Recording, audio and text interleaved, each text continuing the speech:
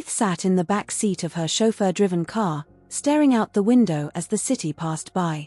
The gleaming skyline reflected her life, perfect, flawless, and rich with promise. But none of it brought her joy. She was the only daughter of Chief Mambo, a powerful and wealthy man, the head of a vast business empire. Her life had been planned for her long before she even knew what dreams were. And now, at the age of 23, after completing her studies, the one thing her father insisted on was that she get married. Her father's voice echoed in her mind. "You've finished school, Faith. It's time to find a suitable husband. A man worthy of your position." But Faith didn't want to marry. Not yet. She wasn't ready. She hadn't even had time to experience life outside of the bubble her father had created. The idea of a forced marriage felt suffocating.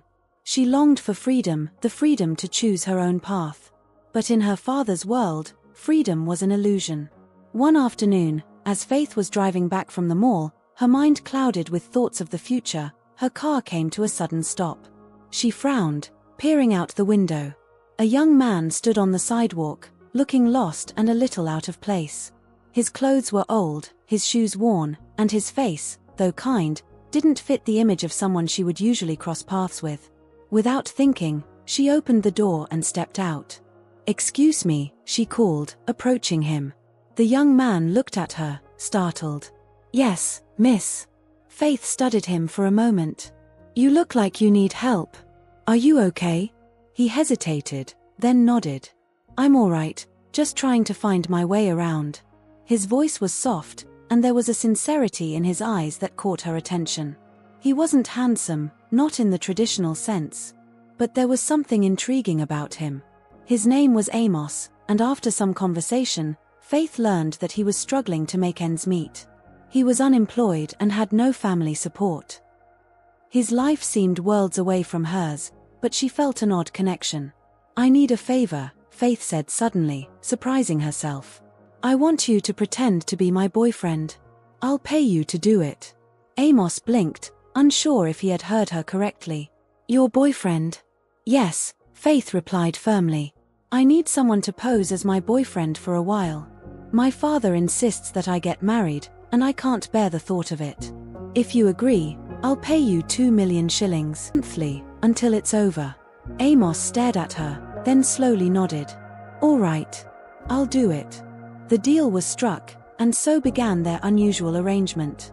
Over the next few weeks, Faith took Amos under her wing.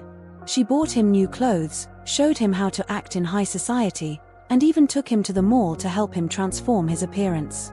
The once downtrodden young man began to stand taller, his confidence growing with each passing day.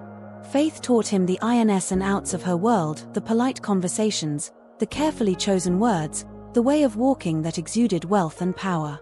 He learned quickly, but even more, he began to appreciate the life Faith had offered him, one he never dreamed he could be a part of. Amos, in turn, started to change Faith. He didn't care about her father's fortune or the expectations placed upon her. He saw her as more than just a rich girl, he saw her as someone lost in a world she never chose. The two began to spend more time together, sharing stories, laughing at their differences. It wasn't long before Faith realized that she was growing fond of him more than she cared to admit. She had wanted a fake relationship, but somewhere along the way, it had become real. Then one day, everything changed. Faith's father, Chief Mambo, decided to visit. He was a towering figure, both in stature and influence. The moment he entered the house, his sharp eyes locked onto Amos, studying him with suspicion.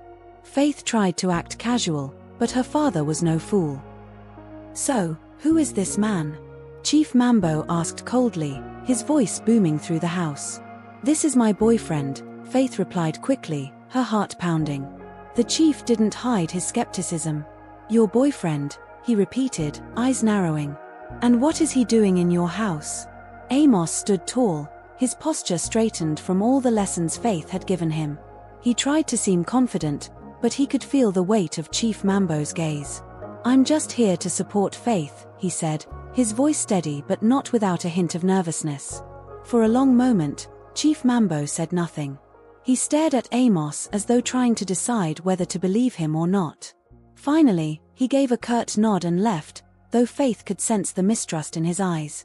But over time, Chief Mambo started to observe Amos more closely. He began to see the potential in him, something that was buried beneath the rough exterior. Chief Mambo's business empire was vast, but he had no heirs. He was getting older, and his health was beginning to fail. Slowly, he began to rely on Amos more, inviting him into meetings, sharing business decisions, and eventually offering him a position within the family company. Faith was surprised at how quickly her father had warmed to Amos, but it was clear that he had earned her father's respect. As the months passed, Faith and Amos grew even closer. Their fake relationship slowly turned into something deeper. They laughed together, supported one another, and, without realizing it, began to fall in love. One evening, as they were walking through the garden, Amos turned to Faith, his eyes serious. "Faith, I need to tell you something." Faith looked at him, her heart skipping a beat. "What is it?" "My father, he wasn't just a poor man," Amos said quietly. "He was once a chief. He had power, land, everything." Faith was stunned. "What happened? Why didn't you tell me?" Amos looked away, his face shadowed with pain. "My father's empire collapsed. There were betrayals, rivalries, and in the end, he died in disgrace. I've spent my life trying to rebuild what was lost. I've kept this from you because I didn't want to be defined by my past." Faith sat down beside him, her heart heavy with understanding. She had learned so much from him about strength, resilience, and love. And now, she understood the man standing before her, the man she had come to love. The next day, Chief Mambo's longtime business associate revealed a shocking truth. Amos's father had once been one of the most powerful figures in the community. In fact, it was Chief Mambo's own actions that had contributed to the downfall of Amos's family. The truth of their shared history stunned Faith. She had trusted her father, but now the weight of the past seemed unbearable. The man she had come to love was tied to her father's betrayal, and she didn't know how to reconcile it.